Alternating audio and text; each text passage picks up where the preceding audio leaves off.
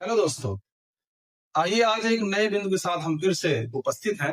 और आज का जो हमारा बिंदु है वो है ब्लड क्लॉटिंग, अर्थात रक्त का थक्का बनना। दोस्तों, जब कभी हमें चोट लगती है तो चोट लगने के बाद हम चोट लगे हुए जगह पर, जहां पर हमारे शरीर का वह भाग कटा है अथवा चोट लगी हुई है और वहां से खून बह रहा है, वहां पर जब हम दबा लेते हैं तो कुछ ही समय के पश्चात, 4 से 5 मिनट के पश्चात रक्त का बहना बंद हो जाता है और वहां पर एक पपड़ी जैसे बन जाती है। तो इसे ही क्या कहा जाता है? रक्त का थक्का बनना कहा जाता है। ये आपने अनुभव किया होगा कि यह रक्त का जो थक्का बनता है उसकी वजह से ही रक्त का बहना बंद होता है। तो आप समझ सकते हैं कि हमारे शरीर के लिए, हमारे जीवन के लिए रक्त का थक्का बनना कितना महत्वपूर्ण है। लेकिन हाँ, यह शरीर से बाहर, शरीर के अंदर हमारे लिए उतना ही खतरनाक होता है। शरीर के अंदर यदि किसी नलिका में, रुधिर धमनिकाओं में अथवा रुधिर की नलिकाओं में यदि कहीं पे ब्लड क्लॉटिंग हो जाए, रक्त का थक्का बन जाए, तो ये मौत का बुलावा एक तरह से हो सकता है। ठीक है ना? तो ये रक्त का जो थक्काकरण है, ये शरीर से बहते हुए रक्त को, यानी शरीर से बाहर बहते हुए जो रक्त रक्त है उसको रोकता है। ठीक है? तो ये जीवन की एक तरह से रक्षा भी करता है। यदि ऐसा हो जाए कि जहां पर हमारे शरीर का कोई भी अंग कट जाए और कटने के पश्चात वहां से ब्लड का बहना, यानी रक्त का बहना शुरू हो जाए और वो बंद ना हो, तो सोचिए क्या हो सकता है। हमारे शरीर का संपूर्ण रक्त जो होता है वो बह जाएगा, निकल जाएगा और हमारी मौत हो सकती है। ठीक है ना? तो ऐसे सिचुएशन में रक्त का थक्का बनना हमारे लिए जीवन रक्षक या जीवन के रक्षक और कवच की तरह काम करता है। तो इसलिए चलिए आज समझते हैं कि रक्त का थक्काकरण होता कैसे है। इसकी क्या ऐसी प्रक्रिया जिसकी वजह से शरीर से जैसे ही रक्त बहने लगता है, वह कुछ ही समय में क्या हो जाता है? रक्त का थक्काकरण, यानी जम जाता है रक्त और रक्त बहना बंद हो जाता है। तो इस बिंदु के साथ कि ब्लड क्लॉटिंग किस प्रकार की होती है, आइए समझते हैं। तो देखिए, सामान्य तौर पर यदि हम इसको स्टेप बाय स्टेप समझें तो 4 ऐसे चरण हैं जिसके द्वारा रक्त का थक्काकरण हो जाता है। पहले इन चरणों को समझ लेते हैं। पहला चरण है थ्रोम्बोसाइट्स, वायु से क्रिया करेगा, थ्रोम्बोप्लास्टिन बनाएगा। दूसरा चरण है थ्रोम्बोप्लास्टिन कैल्शियम से क्रिया करके प्रोथ्रोम्बिन को थ्रोम्बिन में बदलेगा। तीसरा जो स्टेप अपना है, थ्रोम्बिन जो होता है फाइब्रिनोजन से क्रिया करके फाइब्रिन बनाता है और जब फाइब्रिन बन जाता है तो क्या हो जाता है? एक फाइब्रिन जाल बन जाता है, जाली बन जाती है और वहीं पर रुधिर की जो कोशिकाएं हैं, रक्त की जो कोशिकाएं हैं, वो फंस जाती है और रक्त का बहना बंद हो जाता है। ये तो संक्षेप में था, स्टेप बाय स्टेप। अब आइए इसको थोड़ा सा विस्तार से समझते हैं। तो होता क्या है, जहां पर जिस शरीर के जिस भाग में चोट लगी है, कटा हुआ है और रक्त बह रहा है, तो सबसे पहले क्या होता है कि थ्रोम्बोसाइट्स क्या है? तो आपने पिछली वीडियो में देखा ही होगा कि रक्त वाले भाग में, रक्त की जब हम संरचना पढ़ रहे थे तो उसमें एक एक करके और 3 प्रकार की जो क्या होती है, कोशिकाएं होती हैं, उन कोशिकाओं के बारे में हमने पढ़ा है। यदि नहीं पढ़े हैं तो वहां वीडियो में जाकर के देख सकते हैं कि जो 3 कोशिकाएं आरबीसी, डब्ल्यूबीसी और प्लेटलेट्स होती हैं, तो ये क्या होती है? तो जो प्लेटलेट्स होती है वही क्या होती है? थ्रोम्बोसाइट होती है। ठीक है ना? थ्रोम्बोसाइट क्या है? प्लेटलेट्स है, जिसको हम रक्त पट्टिका कहते हैं, इसी का नाम थ्रोम्बोसाइट्स होता है। तो थ्रोम्बोसाइट्स जैसे ही रक्त बहता है तो रक्त के कटे हुए भाग में, चूंकि ये भ्रमणशील कोशिकाएं होती हैं, ये आती जाती रहती हैं, ठीक है ना, यानी शरीर के संपूर्ण शरीर में भ्रमण करती रहती है नलिकाओं के माध्यम से, तो थ्रोम्बोसाइट्स कहते हैं उस कटे हुए भाग में आकर के चिपकती है। ठीक है ना? और चिपकने के पश्चात क्या होता है, ये वायु के संपर्क में आती है, क्योंकि वो शरीर का भाग कट चुका है। वायु के संपर्क में जैसे ही आती है तो क्या हो जाता है, ये तुरंत बदल जाते हैं काहे में? थ्रोम्बोप्लास्टिन में। अर्थात थ्रोम्बोसाइट्स काहे बदल जाती है? थ्रोम्बोप्लास्टिन में। ठीक है ना? ये पहला स्टेप यहां से समाप्त हो जाता है।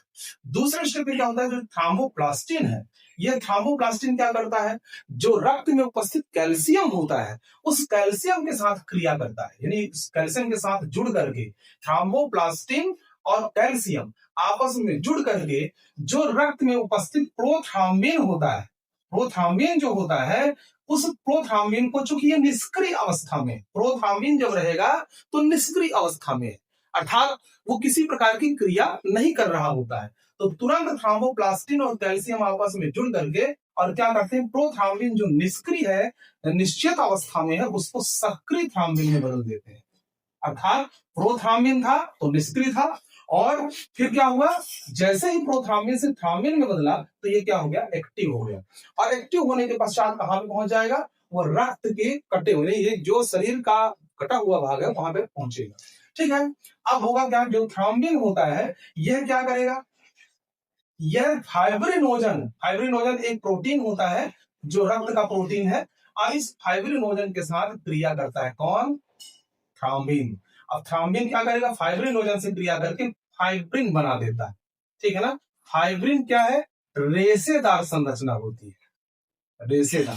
ठीक है ना, इन धागे नुमा संरचना के रूप में होती है, और यही फाइब्रिन, ये यहां से तीसरा स्टेज समाप्त हुआ।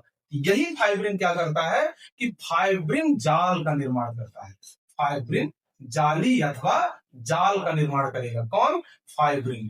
तो जब जाली बन जाती है, उस जाली के अंदर रुधिराणु अर्थात आरबीसी, डब्ल्यूबीसी, ठीक है ना, प्लेटलेट्स, ये सभी क्या हो जाती हैं, फंस जाती हैं उस जाली में, और फंसने के पश्चात रक्त का बहना बंद हो जाता है, और वहां पर एक पपड़ी की तरह संरचना बन जाती है। और जैसे ही घाव भरता है, ठीक होता है, तो पपड़ी बाहर हो जाती है और अंदर चमड़ी बन जाती है, मांस बन जाती है। ठीक है ना, तो ये प्रक्रिया पूरी चलती है रक्त के थक्काकरण में। ठीक है ना, इसको थोड़ा सा समझें और एक बार, तो थ्रोम्बोसाइट्स जो होता है वायु के संपर्क में आते ही थ्रोम्बोप्लास्टिन में बदल जाता है। थ्रोम्बोप्लास्टिन कैल्शियम से क्रिया करके प्रोथ्रोम्बिन को थ्रोम्बिन में बदल देता है, और जो प्रोथ्रोम्बिन होता है सक्रिय होकर के फाइब्रिनोजन से क्रिया करेगा जो प्रोटीन है, और फाइब्रिन जो होता है, जो फाइब्रिनोजन होता है, वो थ्रोम्बिन से क्रिया करके फाइब्रिन में बदलेगा। और फाइब्रिन क्या है, रेशेदार संरचना होती है जो फाइब्रिन जाल का निर्माण करता है, और फाइब्रिन जाल जो होता है, जब बन जाता है तो ये घाव में बना हुआ है। क्योंकि जैसे मान लीजिए कि कोई भी शरीर का अंग है और यहाँ से कटा फटा है, तो ये इसमें क्या करेगा, जाल जैसी संरचना ऐसे बना देगा। अब जाल जैसी संरचना जब बन गई तो क्या हो जाता है, जो कोशिकाएं हैं, रुधिर की कोशिकाएं हैं, वो सब के सब फंस जाती हैं, लाक हो जाती हैं और बाहर निकलना बंद हो जाती है, तो रक्त का बहना क्या हो जाता है, बंद हो जाता है। ये तो पूरी प्रोसेस हो गई, पूरी प्रक्रिया हो गई रक्त के थक्का बनने की। अब यहां से जो प्रश्न आते हैं, और प्रश्न से संबंधित जो एक समरी है अर्थात सारांश है, इसमें किस प्रकार से प्रश्न आ सकते हैं और क्या इसके लिए महत्वपूर्ण है। तो 4 चीजें रक्त के थक्काकरण के लिए आवश्यक है, और उन्हीं में से 4 प्रकार के प्रश्न भी आ सकते हैं। पहली बात तो ये पूछा जा सकता है कि रक्त को थक्का बनाने के लिए कौन सी कोशिका जिम्मेवार है। तो आपको ये ध्यान रखना है, तो पहली कोशिका क्या हो, इसमें क्या हो जाएगी, रुधिराणु में, तो ये है थ्रोम्बोसाइट,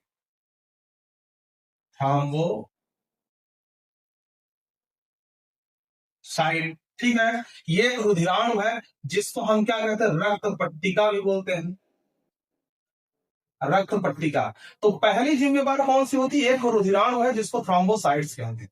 दूसरा इसमें धातु कौन सी है बेटा, तो देखिए थ्रोम्बोप्लास्टिन, तो ठीक है ये थ्रोम्बोसाइट से बना है, लेकिन इसमें धातु काम कर रही है, तो धातु कौन सी है यहाँ पे, तो आपको ये याद रखना है कौन सी है, कैल्शियम है। ठीक है ना, अभी जो कैल्शियम धातु होती है यह क्या करती है, रक्त के थक्का बनने में मदद करती है, बनाने में। ठीक है, फिर तीसरे नंबर पे प्रोटीन कौन सी है, प्रोटीन कौन सी है, तो फाइब्रिनोजन है। कौन सी प्रोटीन है, फाइब्रिनोजन।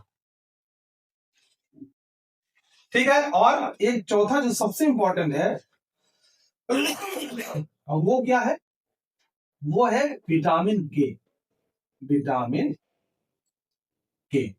ठीक है, तो देखिए ध्यान देना है थोड़ा सा यहाँ पे कि जो 4 चीजें हैं उसमें से थ्रोम्बोसाइट्स यानी रक्त पट्टिका, धातु के रूप में कौन सी है, वो कैल्शियम है, और प्रोटीन क्या कौन सी है, फाइब्रिनोजन है। ठीक है ना, फाइब्रिनोजन, फाइब्रिनोजन, ठीक है, फाइब्रिनोजन, और कौन से है चौथे नंबर पर, विटामिन के। अब यहां से पूछा जा सकता है कि कौन सी ऐसी विटामिन है जो रक्त के थक्काकरण बनाने में मदद करती है, तो विटामिन के आपको याद रखना है। कौन सी प्रोटीन है जो रक्त के थक्का जमाने में मदद करती है, तो आपको याद रखना है फाइब्रिनोजन। कौन सी धातु है जो रक्त के थक्काकरण में महत्वपूर्ण भूमिका निभाती, तो कैल्शियम हो गई। और कौन सी ऐसी कोशिका है जो रक्त को थक्का बनाने के लिए जिम्मेवार होती है, तो आपको ध्यान रखना है थ्रोम्बोसाइट्स। तो ये 4 चीजें हैं जो रक्त के थक्का बनाने की प्रोसेस को कंप्लीट करती है, प्रक्रिया को पूर्ण करती है। अब कुछ इससे और चीजें, एक शरीर में हमारे महत्वपूर्ण पदार्थ होता है जिसका नाम है हिपैरिन। हिपैरिन, अब देखिए होता क्या है कि रक्त के अंदर एक ये क्या है, एंटी क्लॉटिंग पदार्थ होता है, प्रतिजामन पदार्थ जिसको बोलते हैं, प्रतिजामन पदार्थ, anti clotting, anti clotting, anti clotting पदार्थ, ठीक है ना, प्रतिजामन पदार्थ होता है, वो कौन है, हिपैरिन। हिपैरिन के बारे में थोड़ा सा हम आपको बता दें, पिछली वीडियो में भी ये बातें आई थी। तो इसमें ये जो आपकी श्वेत रक्त कणिका का जो बेसोफिल पार्ट था, यानी कि जो श्वेत रक्त कणिकाएं थी उनमें जो कणकीय जो कोशिकाएं थी उनमें से बेसोफिल था, जो तीसरा रुधिराणु था, तो बेसोफिल और मास्ट कोशिकाएं। हिपैरिन कहां से स्रावित होता है, ये भी ध्यान रखने की बात है। तो एक है बेसोफिल, बेसोफिल, और दूसरा होता है मास्ट कोशिकाएं, मास्ट कोशिकाएं। इन दो कोशिकाओं के द्वारा हिपैरिन का स्त्राव होता है, जो रुधिर में उपस्थित होकर के प्रतिजामन पदार्थ की तरह काम करता है, अर्थात एंटी क्लॉटिंग का काम करता है। इसीलिए रक्त धमनिकाओं में या हमारे शरीर के अंदर ब्लड की क्लॉटिंग नहीं होती है, अर्थात रक्त का थक्का नहीं बनता है, ठीक है ना।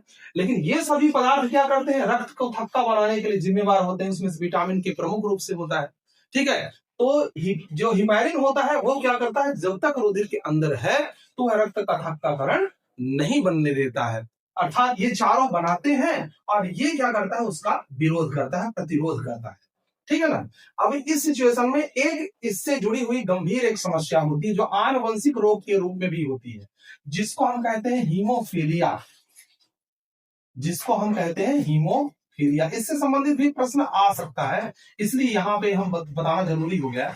हीमोफीलिया एक आनुवंशिक रोग है और इस रोग में क्या हो जाता है कि रक्त का थक्काकरण नहीं होता है, अर्थात किसी व्यक्ति, ऐसे व्यक्ति को जो हीमोफीलिक हो, अर्थात हीमोफीलिया की समस्या उसको है और उसको जब चोट लगेगी तो ऐसी सिचुएशन में उसके रक्त का थक्काकरण नहीं होता है। तो ये तो बातें हो गई कुछ, रक्त का थक्का कैसे बनता है उसकी प्रक्रिया और उससे संबंधित जो महत्वपूर्ण कारक होते हैं वो, और साथ में एक anti clotting, blood anti clotting जो पदार्थ होता है उसके बारे में, ठीक है। अर्थात रक्त का थक्का ना जमे उसके लिए हिपैरिन जिम्मेवार है, लेकिन रक्त का थक्का बने ये 4 जिम्मेवार है। तो यहां से किसी भी प्रकार से प्रश्न पूछा जा सकता है।